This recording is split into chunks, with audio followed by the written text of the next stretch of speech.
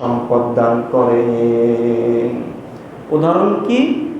ফিরআউন আল্লাহর মনে প্রিয় বান্দা ছিল, কি বলে? ফিরআউনের কি ক্ষমতা ছিল না? ফিরআউনের কি দুনিয়া ছিল না? ফিরআউনের কি অর্থ সম্পদ ছিল না? আল্লাহ রাব্বুল আলামিন কারুনকেও সম্পদ দিয়েছিলেন। কারুন তো কাফের ছিল, আল্লাহদ্রোহী ছিল, ঠিক না বেঠিক? কারুনকে আল্লাহ এত সম্পদ দিয়েছিলেন, এত ক্ষমতা দিয়েছিলেন, কিন্তু আল্লাহ রাব্বুল আলামিন বলছেন দুনিয়ায় যাকে আমি ভালোবাসি তাকে দুনিয়াও দিই, যাকে ভালোবাসি না তাকেও দুনিয়া দিই। তাহলে আল্লাহ রাব্বুল আলামিনের প্রিয় বান্দা কে ছিল? দাউদ এবং সুলাইমান আলাইহিস সালাম, বাপ এবং পুত্র।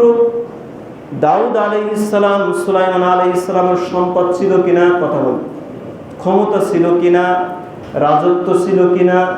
আল্লাহ রাব্বুল আলামিন দিয়েছিলেন। এ থেকে প্রমাণিত হয় আল্লাহ যাকে ভালোবাসেন তাকে রোগ দিতে পারেন, আল্লাহ যাকে ভালোবাসেন না তাকেও রোগ দিতে পারেন। আল্লাহ যাকে ভালোবাসেন তাকে সম্পদ দিতে পারেন, আল্লাহ যাকে ভালোবাসেন না তাকেও সম্পদ দিতে পারেন। কিন্তু একটা জিনিস আল্লাহ তাআলা সবাইকে দেন না, সেটা হচ্ছে মাইয়ুরিদুল্লাহ বিহি খায়রান ইউফাক্কিহু ফিদ্দিন। মহান আল্লাহ কেবল যাকে ভালোবাসে তাকে দ্বীনের জ্ঞান দান করে। সুবহানাল্লাহ। আল্লাহ যাকে মহব্বত করে, আল্লাহ যাকে ভালোবাসে তাকে দ্বীনের জ্ঞান দান করেন, সেটা অল্প হোক বেশি হোক, আল্লাহ তাকে দ্বীনের জ্ঞান দান করেন। কিন্তু দ্বীনের জ্ঞান এটা আল্লাহ কিন্তু কাফেরকে দেন না, কারণ আল্লাহ তো কাফেরকে ভালোবাসেন না। সম্মানিত ভাইরা, আল্লাহ রাব্বুল আলামিন যতটুকু দ্বীনের জ্ঞান, যতটুকু বুঝ আল্লাহ আপনাকে আমাকে দিয়েছেন, যদি বুঝ না থাকতো তাহলে কি আমরা জুমা মসজিদে উপস্থিত হতাম? কথা বলেন। তাহলে কি আমরা যাকাত দিতাম? তাহলে কি আমরা রমজান মাসে সিয়াম রাখতাম? তাহলে 5 ওয়াক্ত নামাজ কি যত সময় আদায় করার চেষ্টা করতাম? নিশ্চয়ই আল্লাহ রাব্বুল আলামিন কিছু হিকমত আমাদের মধ্যে দিয়েছেন, এমন কিছু ইলম আল্লাহ তাআলা দিয়েছেন যার কারণে আমরা আল্লাহ রাব্বুল আলামিনের কাছাকাছি হওয়ার চেষ্টা করতে পারি। যদি আল্লাহ রাব্বুল আলামিন আমাদেরকে ভালো না বাসতেন তাহলে আমরা হয়তো এই সময়ে এই মুহূর্তে আমরা এইখানে থাকতাম না। তাহলে আল্লাহর দয়া আমাদের প্রতি আছে না নেই? আছে। কিন্তু মনে রাখতে হবে, যখন আল্লাহর দয়া চাইতে যাবেন তখন দেখবেন শুধু বারবার শুধু বাধা। বাধা কি? শয়তানের কন্ট্রোল ক্ষমতা। কি ক্ষমতা? কন্ট্রোল ক্ষমতা। পৃথিবীতে এক বিরল শক্তি, পারমাণবিক বোমার থেকে শক্তিশালী শয়তানের কন্ট্রোল ক্ষমতা। কথা মনে বোঝাতে পারিনি আপনাদের। আমার ভাইয়েরা, একজন আপনার জমি মেরে দিয়েছে, একজন আপনার টাকা মেরে দিয়েছে, একজন আপনার জমির ঠেলে ভিতরে ঢুকে এসেছে, একজনে আপনার উপর প্রভাব বিস্তার করেছে, একজন আপনার নিন্দে বদনাম বলেছে, কিন্তু প্রকৃতপক্ষে সে আপনার প্রকৃত শত্রু? হ্যাঁ, প্রকৃত শত্রু না। প্রকৃত শত্রু যেদিন আমরা চিনতে পারবো, বুঝতে পারবো, সেদিন আমরা পাক্কা ঈমানদার হতে পারবো, যেদিন প্রকৃত শত্রুকে চিনতে পারবো। তাহলে ওই কথাই পিছনে আবার ফিরে আসলাম যে প্রত্যেক মানুষের সাথে একজন ভালো বন্ধু, ফেরেশতা বন্ধু আছে এবং শয়তান বন্ধু আছে। প্রত্যেক মানুষের সাথে, আপনার সাথে, আমার সাথে। রাসূল সাল্লাল্লাহু আলাইহি ওয়াসাল্লাম বলেছেন, তাহলে ফেরেশতা বন্ধু সে কি আপনার আমার ক্ষতি করতে চাইবে? কথা বলেন। আপনার আমার উপকার করতে চাইবে। যে কাজ করলে আপনার আমার দুনিয়া এবং আখিরাতে কি হয়? উপকার পাওয়া যায়, সম্মানিত হওয়া যায়, সেই কাজেই সহযোগিতা করবে ফেরেশতা বন্ধু, ঠিক না বেটি? আর শয়তান বন্ধু যেটা আপনার আমার সাথে আছে, না চাইলেও আছে, এই শয়তান বন্ধুর কাজ হচ্ছে আপনার আমাকে দুনিয়া এবং আখিরাতে কিভাবে ক্ষতিগ্রস্ত করা যায়, আপনার আমার জীবন শেষ করে দেওয়া যায়, বরবাদ করে দেওয়া যায়, এটাই হচ্ছে শয়তান বন্ধুর কাজ। আল্লাহ রাব্বুল আলামিন বলেন, ইন্নাশ শাইতানা কানা আদুউল লিল মুমিনিন। মুমিনের সবথেকে বড় শত্রুর নাম হলো ইবলিস, শয়তান। মুমিনের সবথেকে বড় প্রতিদ্বন্দ্বীর নাম হলো ইবলিস, শয়তান। তাহলে বুঝে নিতে হবে যে শয়তান যতক্ষণ আপনার আমার সাথে থাকবে ততক্ষণ আপনাকে আমাকে ধোঁকা দিতে চাইবে। শয়তান থেকে কিভাবে বাঁচা যায়, শয়তান থেকে নিজেদেরকে কিভাবে রক্ষা করা যায়, এই চ্যালেঞ্জ গ্রহণ করতে হবে। রাত্রে শুয়ে আছি, ফজর পড়বই, কেউ ঠেকাতে পারবে না। সুবহানাল্লাহ পড়েন। রমজান মাসে রোজা রাখি, রোজা রাখবই, কোনো যুক্তি কোনো মত আমার এই রোজা থেকে সরাতে পারবে না। আমি সুদ খাবো না তো খাবোই না, আমাকে কেউ হত্যা করে দিক, মেরে দিক, তারপরেও এই প্রস্তাব আমি গ্রহণ করব না। মাদক দ্রব্য চিরদিনের জন্য হারাম, এটা হারাম তো হারামই, এখানে কোনো কম্প্রোমাইজ হবে না।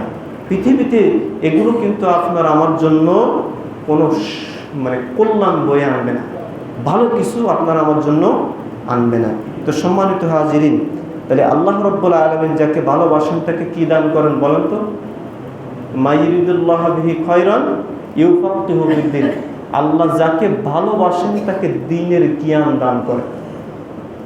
কি আপনার আমার ভিতরে দ্বীনের জ্ঞান কম বেশি আছে না নেই?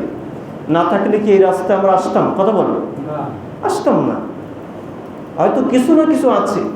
তাহলে আমাদের দ্বীনের জ্ঞান এটা আল্লাহর পক্ষ থেকে একটি নিয়ামত, আল্লাহর পক্ষ থেকে রহমত, আল্লাহর পক্ষ থেকে আমাদের জন্য একটা পুরস্কার। জোরে বলুন সুবহানাল্লাহ। ফেরেশতা আর শয়তান এই জিনিস কখনো কাল্পনিক হতে পারে না। ফেরেশতা এবং শয়তান কাল্পনিক হতে পারে না। শয়তানের ওয়াসওয়াসা আমরা বুঝতে পারি কিনা, এতক্ষণই যে আলোচনা করলাম, শয়তানের ওয়াসওয়াসা আমরা বুঝতে পারি কোরআন পড়ার সময়, শয়তানের ওয়াসওয়াসা বুঝতে পারি নামাজ পড়ার সময়, রোজা রাখার সময়, দান করার সময়, ভালো পথে চলার সময়, বাথরুমে ঢোকার সময়, সব জায়গায় শয়তানের ওয়াসওয়াসা আমরা টের পাই কিনা? কথা বলেন। তাহলে শয়তান কোনো কাল্পনিক বিষয় নয়, যেহেতু পবিত্র কোরআনে আল্লাহ রাব্বুল আলামিন শয়তান নিয়ে প্রচুর আলোচনা করেছেন। তাহলে এক কথায় যদি বলি যে বনি আদমের সব থেকে বড় শত্রু এবং পারমাণবিক বোমার থেকেও বিপজ্জনক, তার নাম কি? কথা বলেন, ইবলিস, শয়তান। মনে রাখতে হবে জিনিসটা। আর ফেরেশতা কোনো কাল্পনিক নয়। যেমন আল্লাহ রাব্বুল আলামিন এই পৃথিবী যেভাবে সঠিক সময় সূর্য উদিত করছেন, সঠিক সময় চন্দ্র ডুবতেছে, সঠিক সময়ে আল্লাহ রাব্বুল আলামিন এই পৃথিবী পরিচালনা করতেছেন। আল্লাহ রাব্বুল আলামিন কোন সময় বৃষ্টি দিতে হবে বৃষ্টি দিতেছেন, আল্লাহ তাআলা কোন অঞ্চলে মেঘ টেনে আনতে হবে আল্লাহ তাআলা মেঘ টেনে আনছেন। আল্লাহ রাব্বুল আলামিন কোথায় কোনটা লাগবে, কোথায় অক্সিজেন লাগবে, কোথায় করোনা ভাইরাস দিতে হবে, এগুলো যত রকম বিষয় রয়েছে এগুলো যথাসময়ে প্রতিপালিত হচ্ছে। একটা দিনের জন্য সূর্য ইচ্ছামতো উঠতেছে না, ইচ্ছামতো ডুবতেছে না, চন্দ্র ইচ্ছামতো উঠতেছে না, ইচ্ছামতো ডুবতেছে না। তার মানে হচ্ছে এগুলো যত যা কিছু আমরা দেখি আল্লাহ রাব্বুল আলামিন ফেরেশতাদের মাধ্যমে তিনি আল্লাহ তাআলা নিয়ন্ত্রণ করে থাকেন। কোন কোন মাস শীতের মাস, সেই মাসে শীত হয় কিনা? কথা বলেন। কখন বর্ষার সময় বর্ষা হয় কিনা? এখন এই অঞ্চলে বৃষ্টি দিতে হবে, দেখা যাচ্ছে 2-3 জেলা পরে গিয়ে ওখানে বৃষ্টির প্রয়োজন নেই, এখানে বৃষ্টি হচ্ছে ওখানে বৃষ্টি হচ্ছে না। কথা বলেন ঠিক না বেঠিক?